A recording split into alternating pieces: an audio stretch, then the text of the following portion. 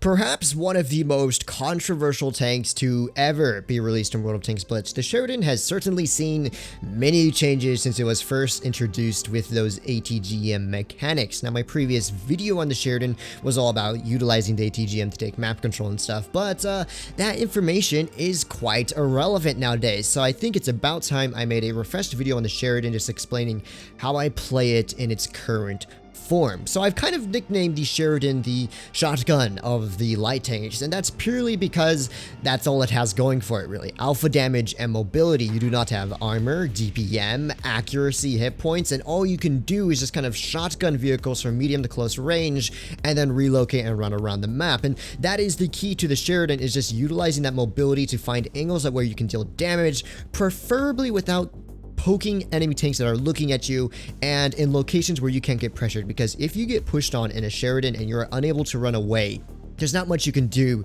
because of the completely lacking DPM, and really it's just you get slaughtered by other medium tanks. So you have to be prepared, as unfun as it sounds, to run away from almost any scenario you place yourself in. You don't want to get yourself stuck in this vehicle, but you can perform really well as long as you have enough kind of map awareness and can kind of predict what the enemy team is doing, which is key. Figure out, okay, here's their lineup, where are they most likely going to be, and how can I kind of take advantage of that to deal as much damage as possible and hopefully win the game. So that's what we're going to do with these 3 live games, starting here first on a new bay.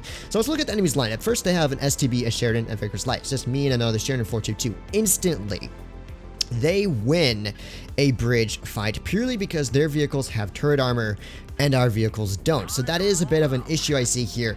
Now, what I might end up doing in this scenario, if I can drive, of course, is not push up towards the right-hand side, just because I don't want to get stuck here. Running away from this location can be quite difficult. Instead, I want to see if there's any way I can spot any heavy tanks potentially pushing in through B. And if that's the case, maybe we can get an early shot into one of them and then kind of relocate around. My goal here is to kind of avoid that main medium brawl at the frontal side there. Now, the enemy team has sent tanks onto B, which means they could be sending tanks through this side of the map. I'm just going to be pre-aimed here to run away if possible. There's an IS-8. We're just going to load up a heat shell, and unfortunately, that shot doesn't hit. Now, I had to rush that shell because I absolutely did not want to take an early shot right off the start of this game for no reason.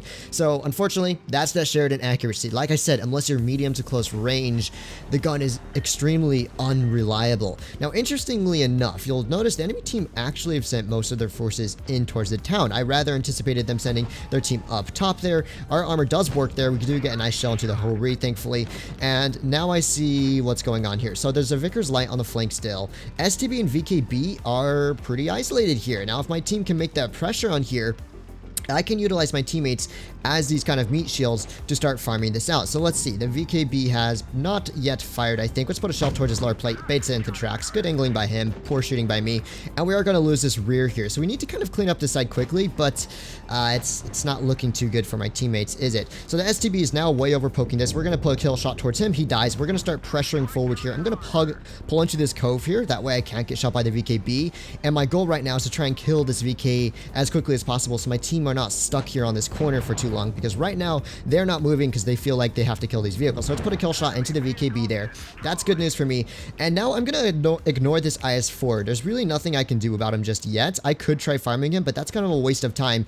Instead, let's consider our options against potentially the IS-8 or the Hori here, and maybe this Vickers Light who's potentially running out. Not quite yet. Okay. The IS-8 is probably not going to poke this again. I wonder if there's a way I can deal with the Sheridan here. Hopefully the VKB's here.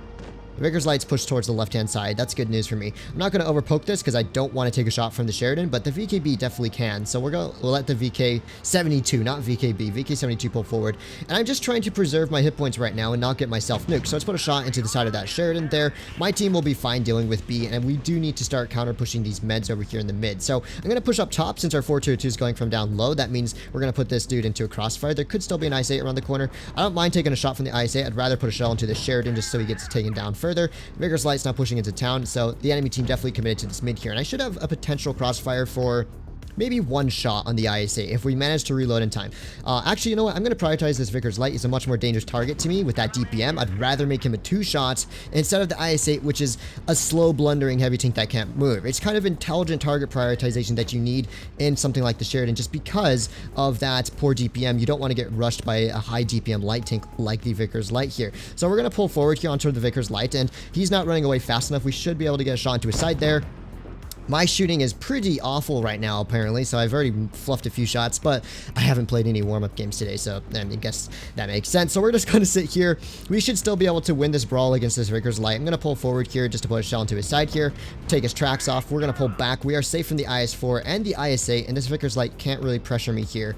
And I'm just going to make sure I can't get shot in the rear, which of course I can. So let's start making that pressure over on towards this Vickers Light. He is now stuck in the open here, and let's just aim a shot on carefully. That one pens, and I think we've done a really good job this game, and it was a good example of just playing the Sheridan to wherever you're strongest. And one of the things that I think is pretty key for the Sheridan is you don't want to put yourself in a position where you could get YOLO'd, like I said. So what I've done is I've always kind of tried to stay with the majority of my forces this battle just because they had those high DPM tanks like a Vickers Light that could just absolutely ruin my day. Now there's a Ho-Ri YOLOing in here. We're just going to push past him and we're going to put a shot towards this IS-8 instead, and hopefully the IS-4 will get taken out in just a moment. If not, I'm just going to still keep an eye out on this Ho-Ri here. I don't want to get myself put in a crossfire. Let's see if I can try and keep our VK-72 alive here. That one unfortunately doesn't quite go through, but we will be able to clutch up this game with an HE to the side of this VKB here.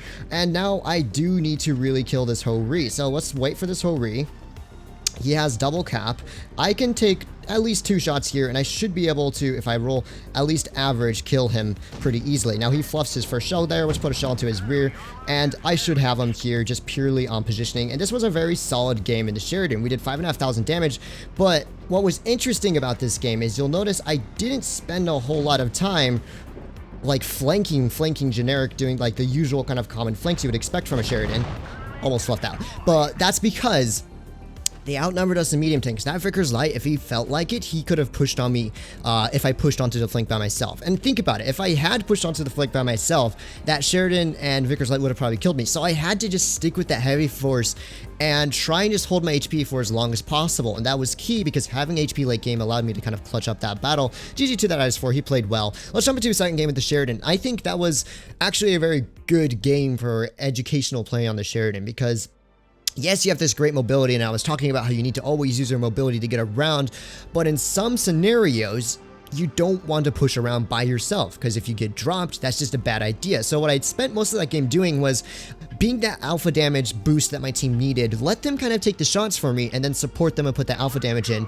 And also as a good example of target prioritization, especially in that Vickers Light, just taking out those fast DPM tanks and only leaving the slower vehicles left, vehicles like the Ho-Ri, which are much easier for a Sheridan to deal with, and that's why we were able to win that game. Now, look at the lineup on the second battle. I've just realized that the enemy team actually have double medium lights and my team only has me. So I'm immediately at a bit of a disadvantage here. There's a Sheridan YOLOing across. Let's put a shell into him. He puts a nice shell into me, unfortunately, but I just wanted to figure out where those meds were going. Now I have a lot of teammates coming up here to support me, so these dudes are kind of stuck on the bridge here, which is fine by me. That means I will not be getting pressured here if they decide to pull out. Now hopefully the Sheridan does not keep poking like this, or if he does, hopefully someone nukes him, and I'm hoping maybe this IS-4 can be a little more supportive. There we go. Sheridan is justified. We should be able to put another shell into his tank. And how does that bounce? Look where that shell landed. Center of his hull. You don't think that would be spaced, but oh well. That's that Sheridan armor profile for you. And now we have this crazy Waffenträger YOLOing up top. So I'm going to pull down low here. I don't think our IS-4 is going to be surviving this for very long. Poor shot by me, but I just wanted to stick out of that crossfire because we've kind of lost this corner here. And we do now see where the KPF Z70 is. So we're just going to hold here. IS-4 is probably going to go down pretty quickly here. I'm just waiting to see if this Waffenträger will potentially give me any shots on him in just a moment. Now, he's not quite pulling up all the way, which is probably a smart play. And I don't know if I really want to make a trade with this Waffenträger. Maybe we could put an HE into him. There we go, 500. We do manage to outpeak him there. And we have a Tortoise on the flank by himself. There's the 183 in the ditch. We're just keeping an eye out on where the enemy enemy team is, and from there, hopefully we'll be able to start pressuring a flank to deal the big damages. There is a standard B kind of pushing across. Let's just wait to see till this 183 gets distracted. Now this 183 is distracted, I should be able to potentially put a shell into the back of his turret here. We're going to aim this one in fully just to make sure that hits. And now I'm going to push across away from this mid fight because we are going to lose that engagement pretty quickly. So let's just get out of here and see where we can get a crossfire on the enemy team. Now, A75 does manage to pick up a kill on the 183. That's good news. Our tortoise is already dead. We are at a bit of a disadvantage right now, but it could definitely be worse. Now, I think this KPF is probably going to poke this, so let's wait to see if he pulls forward. I'm not sure what he's doing. I just don't want to get myself nuked just yet. There's that Sheridan. Let's put a shell towards him. There we go, 468. He's now one shot. I thought he was coming this direction because I saw him spotted on the move towards this area of the map. I'm going to try and ignore the standard B, and we're going to pick up a kill, if possible, onto this Sheridan here. He is a much more deadly opponent, so let's pick up a nice kill shot into him. We're going to kind of pull around this KPF 90. He doesn't seem to be the brightest player, so that's good for me, but at the same time, I can see him getting killed by standard B. So what we're going to do here is try and not get ourselves stuck here. Oh my gosh. He actually got my tank stuck. I don't believe it. Let's put a shell into this dude. Okay, we should be able to wedge ourselves out from here.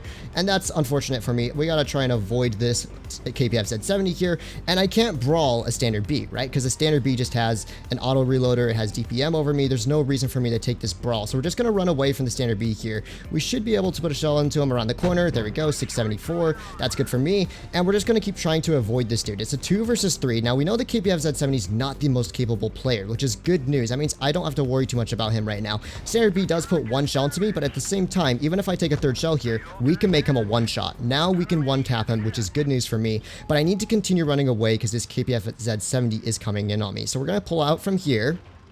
We have a full HP Waffenträger still in spawn, which is good. Hopefully, we'll be able to get safe. And what we want to do is just split the enemy team up and make them come at us one-on-one. I don't want them grouping up because if they group up, they're going to get that kind of insta-kill on me.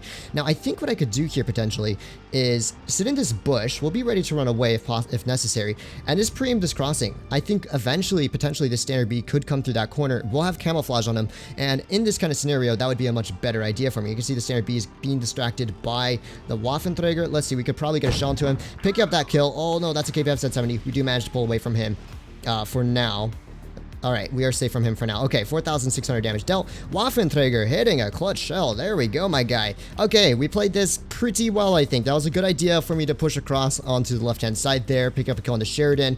A little bit of a mistake was getting myself stuck on that KPF Z70. That definitely sucked because I spent so much time stuck there instead of pulling out. But I was lucky the standard B was using his tank as an auto-loader rather than an auto-reloader. In other words, he was reloading a full shell before starting to push forward. Now, the question at hand is, where could this FV215B be located? I want to try and pick up this kill if possible because that will push me at 5,000 damage this game. But I'm not quite sure exactly where he could have wandered off to. Did he go town to try and kill our Waffenträger? Did he go to the left? He easily could have pulled left here, but we're just going to kind of clear out this side of the map, and it's just going to be a good old hunt for the 215B, who I believe is on 300 HP, so we should be able to one-tap him no matter where he is. Wherever he is, I thought, honestly, that he would be over here, but looks like he may have gone all the way towards C side where the standard B is. So I'm just going to clear all of our bases for now. We only have a minute and 14 seconds left. There's a 215B. He low rolls me. We're just going to put a shell into him there. And there we go. That was a very solid game. Quite happy with the performance once again. Showing you the Sheridan, how you just have to kind of avoid those brawls. I didn't even want to bother trading shots with the standard B until I had distance. I just needed to run away from him. But I was always there to provide support to my teammates who needed it. Our E75 who's getting pressured and all of those vehicles. Sure, I made some mistakes in terms of shooting here and there. Some troll bounces, but that's what the Sheridan gun will do to you. But if you just, on the whole, play for that kind of mobility or play for team support, you're going to do well in the Sheridan. You just really try and avoid those brawls. I can't impress that on you enough. Never just push in on a tank or two tanks by yourself or without an optimal amount of support, because you will get deleted very quickly. As you saw the enemy Sheridan, he made that pressure and he got, well, taken out very, very quickly there. So let's jump into this third and final game in the Sheridan. It is on Middleburg, a pretty decent light tank map. We are on the north spawn, which is good. This is the better spawn for spotting up and holding on the hill. So that's exactly what I'm going to do. Let's see if we can find out where those nasty little heavy tanks could be wandering off to. And I'm going to show you a pretty common position, but one that not a lot of players take to get those early spots off, where we're just going to push up towards the side of this hill, and you can almost always spot their team pulling up or into town from here. So let's see what we can find. At the moment, no one's been spotted. And that's good news. That tells me their team has all gone in towards B side. So I'm going to pull kind of an aggressive outside spot run here. Oh, there's a WZ-120. Let's push onto him and pull back from that. I honestly thought he would be running away. Okay, I thought he wouldn't be on the hill, but there we go. Sheridan is making a break for it. He's realized that he has no support on the hill, so he's going to make that escape. We might be able to get the reload here just in time on his tank here if we can spot him up. Oh, I don't think we were able to spot him up. How unfortunate. Okay, Sheridan made it out. That's fine. Enemy team is mega split up right now. We can pressure this hill. Me and his Vickers Light and whatever that tank destroyer is that's helping us right now. Let's just be careful of the Waffenträger. There's the Waffenträger. Put a nice HE into the side of his tank there. Good stuff. And we're just going to kind of hold. I'm going to let the Vickers Light be the one to take the brawl. This is HP preserving your hit points. Very important when you're in a Sheridan. We're just going to take it easy. So our Vickers Light has kind of distracted their team for now. And I think what I can do here, let's see, what's this Waffle doing? I don't want to take a shot from this Waffle. Although he is running the 128. So you know what? Since he's running the 128, I don't mind pushing up here. We can put an HE cell into the side of his turret. The only reason I'm shooting HE is to do that. Damage his modules. The more modules and repair kits I make him waste, the much better it is for me. Now my team is absolutely flattening the enemy team right now. They have no tank destroyers left. So let's just push on this isolated 2 and 5B. He is the quickest and easiest kill for us at the moment. Then we can farm out their other heavy tanks over in A cap. So we're going to pull around this corner here. We're going to push onto this FV. We're going to pull past him. That way I don't get shot out by the 57 that could be pushing him back towards the mid here. And we're just going to kind of figure out where we can farm up damage. So there we go. Yeah, that 50B.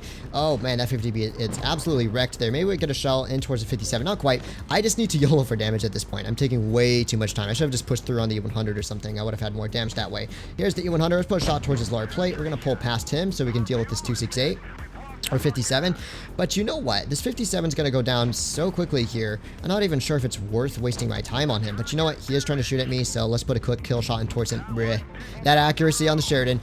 And there you go. We didn't do a ton of damage. But the thing with the Sheridan is, if you're playing in a 7-2-7-0 simulator, you have to be very aggressive to get that damage, but at the same time, you don't want to throw your HP away, and therefore, you will have those games where you only do 2,500 damage. Now, if I'd hit more shots that game, I'd pushed the Waffle more aggressively and farmed out the town more aggressively, I would have broken probably 3,500. But the sad truth is, when you have a steamroll battle, having a tank that has such poor kind of damage per minute just makes it really hard to get those high damage games. So the Sheridan thrives late, slow games, and that's what you really have to hope for. Those first 2 games are long and slow, and that's why I was able to get so much damage. But on games like this, you just kind of have to go for as much damage as possible. But if your team is as good as this one was, 5 players pulling over 2,000 damage, there's really not much you can do in a lot of the scenarios. So I hope you guys enjoyed today's video on the Sheridan and kind of understand just how I play it in general. It's definitely a tank that you can play very well. You just have to have that situational awareness and always be prepared to relocate or use your team when necessary. Please feel free to like the video and subscribe for more content to come. You guys are awesome, and I'll catch you all another day. Saeed on the mix.